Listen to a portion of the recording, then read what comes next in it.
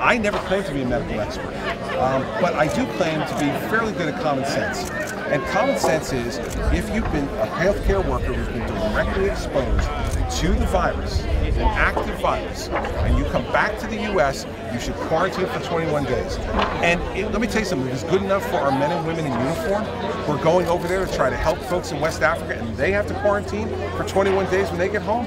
Then I have to tell you, every healthcare worker should have to comply with the same thing that the men and women in uniform are over there sacrificing just as much as the healthcare workers are. They should have to do the same thing. So this is just common sense. It should not discourage people. It should not discourage people from going over there. It's part of the sacrifice, Anthony, because I'm sure none of these folks want to come home and get anybody else sick, because that's contrary to what they're doing to go over there in the first place. So no, I don't think it should be discouraging at all.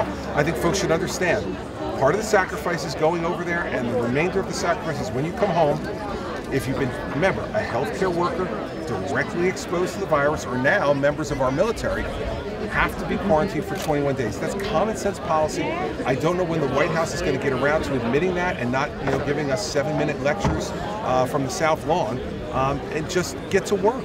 And that's what people want. They want their leaders to do things, and that's why Republican governors and Democratic governors have taken the same step that I did, and we're happy. New Jersey is proud to lead on this, to lead in the area of common sense. That's what we're doing, and we're not changing.